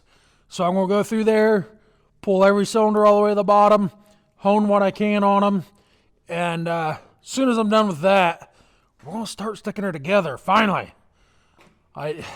This thing, I put way more work into this than what it is worth, but I don't give up. So I'm going to go find my, I don't know if I've got a dingle ball hone here. I'm going to go see what kind of hone I can find and get these cylinders cleaned up the best I can. And hopefully, get the head on this yet today. The temperatures are just supposed to keep dropping. Right now it's 32 degrees out here in the barn, and it's like 15 outside, I think. Basically, if I leave that salamander running the whole time pointing right at me, I can get it 10 degrees warmer than what it is outside around me. So it's not horrible, standing in front of it, but man, I am tired of smelling like diesel fuel, I'll tell you that. Between cleaning parts and all those chemicals and having a salamander blowing on me all the time, it doesn't exactly attract the ladies, you know what I'm saying? So let's get these cylinders honed up and put some junk back together. So I was just cleaning the push rods, and I don't know how well the camera's going to pick that up. There you go, you can see that. We've got at least 4 of them here that are bent pretty good. So, and to back up why we're working on push rods instead of honing, I went and found my cylinder hone, and it has a broken stone. So we are back to doing what we can. That one's got a pretty good bend in it right there at my thumb.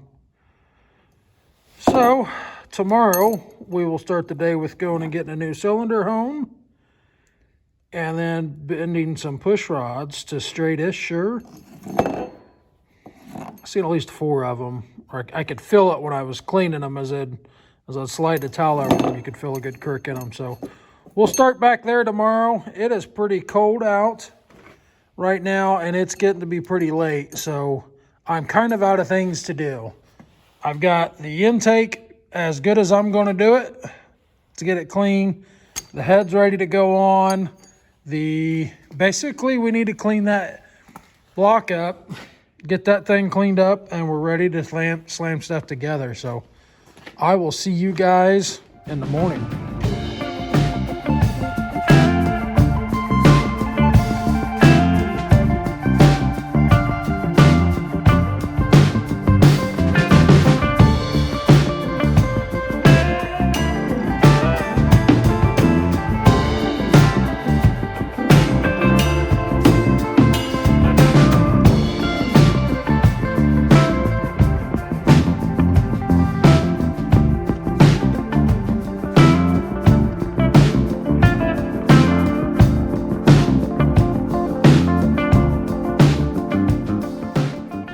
We got the block all ready to go.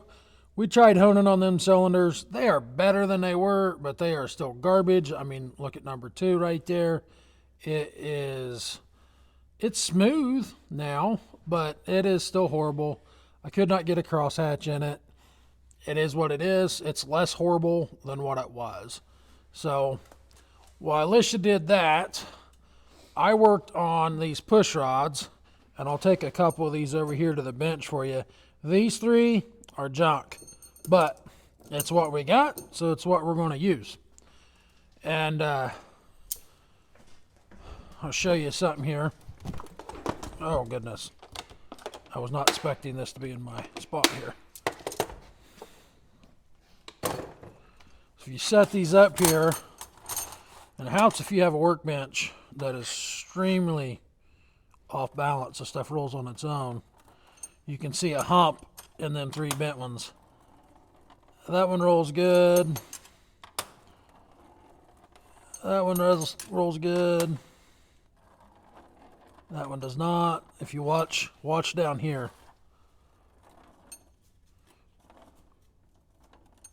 She's got a bend. She won't even roll. So we got 3 of them that are garbage. I straightened them the best I could by putting them in the vise and cranking on them. So I think what happened was them valves were stuck when we first started messing with this thing, and when we cranked on it, it just bent these guys. So we're going to put them in now, for now, to get them running. And it is what it is. I had to get, I think I mentioned it already, I had to go to O'Reilly's. They had a head gasket there for us. Being a hoarder paid off in this situation, because I had this valve cover gasket. It's been folded up in the box for 40 plus years. And when I say it pays to be a hoarder, because here's the box that guy came in. I believe it was this one. Where'd you find the date at on that, Lish? On this paper, on the back at the bottom. Yeah. So this was the instructions in there. You can tell by looking at it how old that guy is. But Right there. 1980 Felpro. That thing's older than me by a year. So it's pushing 45 years old or so. Well, that would be 45 years old, wouldn't it? That'd be 40. Am I thinking right? Yeah. 3 Yeah. years. Yeah. Yeah. 42. Yeah. 45. So, Wow, you're making me do math on a Sunday. so yeah, that thing's still pliable. It's just been folded in that box for 45 years, so it doesn't want to unfold. We're going to hang that in front of the salamander for a little bit, get her straightened around, throw our head gasket on. I think we're finally ready to put a head on. Alicia cleaned up our bolts here and ran them through the grinder real quick after she did that. So they're good to go. We need to put some silicone on those. And I think we're actually finally ready to start combining some parts finally. So I think we'll set you guys up on the tripod, and we're going to start making all these little parts into a big part, hopefully.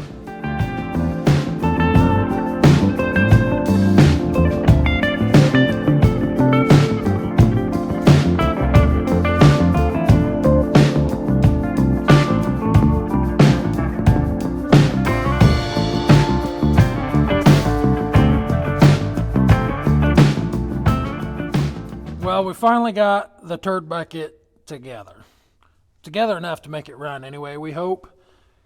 Heads bolted down. I don't know if you guys watched that. I had to go through 3 torque sequences. I think it was 30, 60, and 90. And if you guys are building one of these 6-cylinder Chevys, the front of this block right here, where these front 2 bolts go, is notorious for breaking. So I only ran those to 80 foot-pounds instead of 90.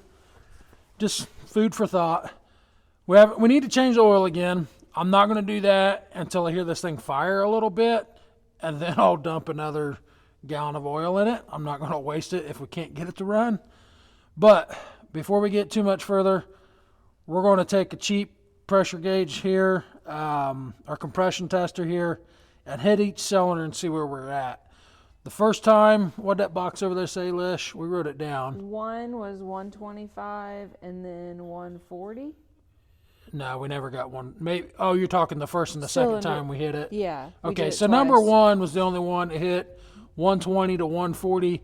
Everything else was like 40 or less, wasn't it? 2 was 50 and 35. 3 and 4 the first time we didn't get anything, and then it was 85 and 60, Yeah, so, and then 5 and 6 were in the like 80 range. yeah, so not a whole lot. And that's with dumping a bunch of oil in the cylinder trying to seal stuff up. So, Yeah. so I'm going to have you come over here, Lish. Let's try to move this light. You mean on your right side? Come in here to my left. It's the only way you're going to be able to see this gauge.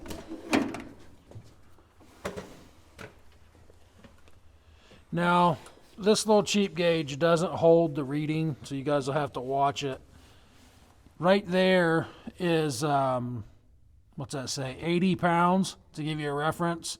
That's 100, 120, so... So 80 to 120 is the green, basically. Yeah. So, are you where you can see? You got them upside down. Look at that, but I'll be all right, I guess. Well, that's not very promising at all. It's not sealing on that, on this here for some reason. What am I doing wrong? Where's that leaking at? Can you feel it? Sure.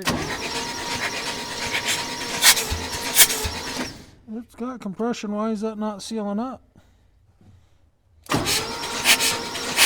I think this is possibly blown apart. That's what I'm wondering. Well, daggone it.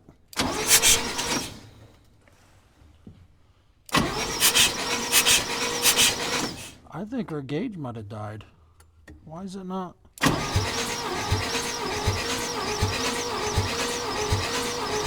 Well, that one's only hitting 40 when I push it in there like that. That's no good. Did we just waste all of our effort? Well, that one just hit clean up to 140. Which is what it had. Was it? Yeah, the second time we did it, it had 140. Did I just waste all my time? Probably. That one still only got 40 pounds. I bet something's cracked somewhere. Ugh, that's going to be...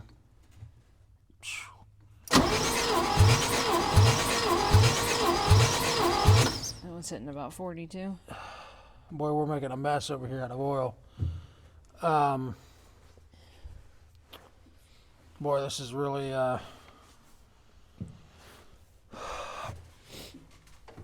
kick below the belt. Let's see what number 4 gets.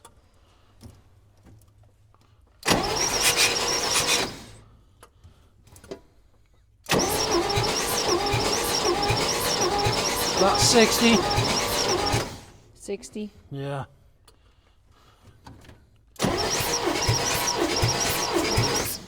That one got up to a little over 100 on number 5. 60. It's got an odd sound coming through the intake, like there's an intake valve not closing. Ew. But It's nasty. yeah, it isn't stopping no mess either, that's for sure. That intake's already covered in goo. It's very milk chocolatey. Yeah, so well, that's loose, really loose. I'm making sure that there's not a valve too tight that's holding them cylinders open, and there's not.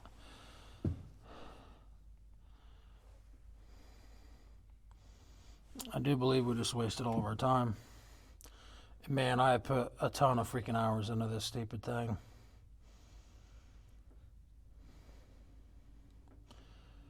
What did number 2 have? Like 40. No better than what I had. I don't have a whole lot of faith in this gauge. Let's do this. I mean, the first one was consistent.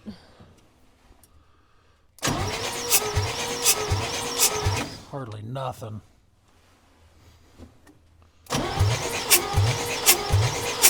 Hardly nothing. I would say there's probably a crack somewhere that I didn't. Didn't see. That or them rings are that bad. It seemed like some of the rings freed up. Didn't you say that? I thought they did. I don't remember what it was that took place that you said you thought they freed up, but Man.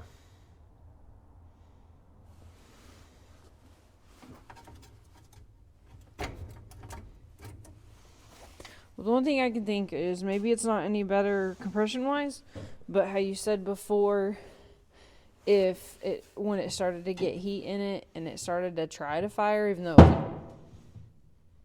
wasn't gonna fire, it tried harder the more heat it got in it. So maybe with the cylinders being less rusty, it would work better to try to get heat in it. Yeah, we can try Does it. that make sense? Yeah, we can try it. I have zero confidence in it at this point. I mean, at this point, it either doesn't work or we try it and it doesn't work, or we try it and it does. But I feel like we should at least put fuel to it and try it. We did all this and... Yeah, we'll throw some spark plugs in it and see what happens. Man, I hope that wasn't for nothing. We'll throw some spark plugs in it and we'll be right back. Kind of took the wind out of my sails here. I'm not real excited, to be honest with you. I have worked on this, not every day, but pretty near every day for 2 weeks. And we're, at this point, I don't think we're any better than what we was. It's cleaner. I think I'd be a little less frustrated if it hadn't been so ridiculously cold. Like if it'd been one of those 60-degree weeks that we had in November. Well, if it was that's the thing, is if it was a 60-degree week, it wouldn't have took me 2 weeks. Well, that's true. Because I could manage to come out here for about 4 or 5 hours at a time and I was done. Yeah. Yeah, My fingers are froze. the actual temperature, I don't have my phone on me.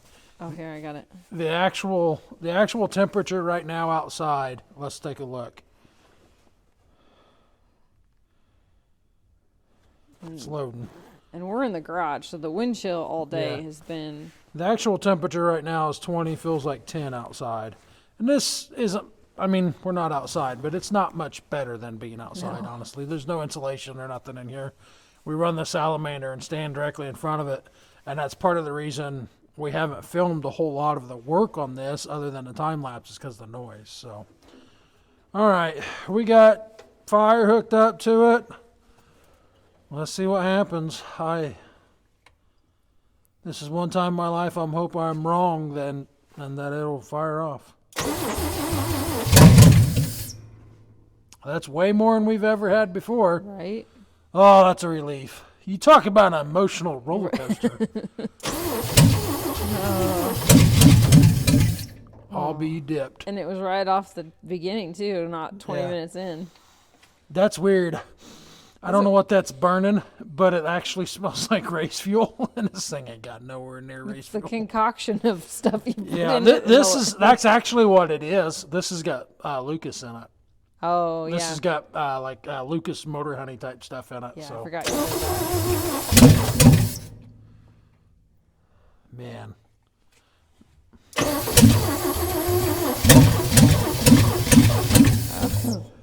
I need Hey, to. I'm deeming it a success even at this point, but it's going to start. I know it. But I'm deeming it a success because that was more than it did this entire time, and it was from the beginning. So we made progress, and it's going to start. Right. I'm saying it.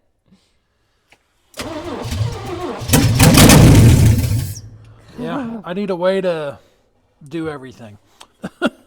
I can't. The throttle's not hooked up to nothing, so I'm trying to wedge this in there to give it partial throttle and give it fuel. The problem is, as soon as it fires up, it vibrates enough it kicks the pry bar out.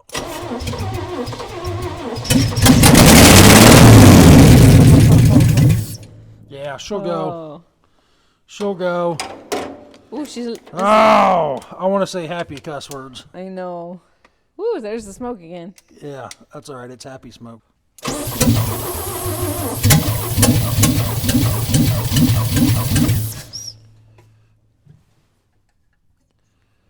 I think I need to take this off. Let's do this.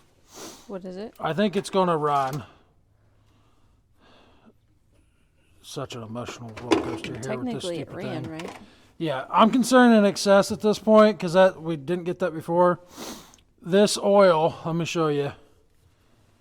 It doesn't have valve cover gasket in it, but the oil that's just pouring out there is chocolate milk from all that crap seeping around the cylinders.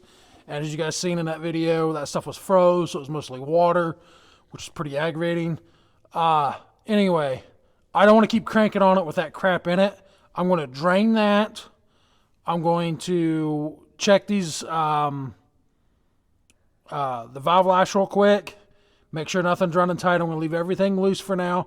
I'm going to try to get the gasket to seat up on the bottom of this valve cover. And then I'm going to try to get this here set up to where I can fill the bowl on the carburetor and not have to keep bottle feeding it. So we're going to do all that real quick, and we'll be right back. We got our radiator hooked back up, valve cover's on. It's going to have to come back off because I'm going to have to run them valves again, but oil changed. We finally found an oil filter. We dug and dug and dug through all of my crap for an oil filter and ended up finding it 5 foot from where we're working, as it's the spare for my big block Pontiac back there. So anyway, she's got a new wicks. She's got some good high quality 1040 in her. I'm not sure our temporary gas tank here is going to flow, but we're going to try it. Might have Lost a my little push button. bit of a long hose, but Yeah, it's all right. that's what was on there. All right, let's see if we can get this thing running and stay running for a few minutes and build some heat in her.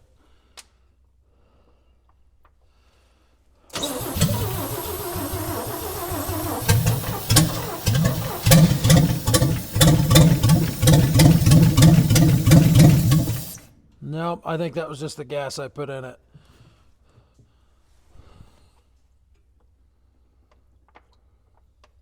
Is there a way to tell if the fuel is flowing? Yeah, if I pump the throttle, so to speak, it should squirt. And I don't think it is.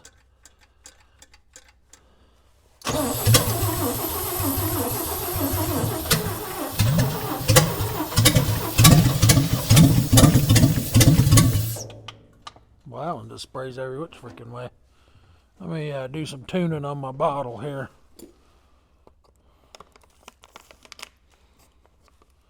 Oh yeah, that'll flutter. Told you.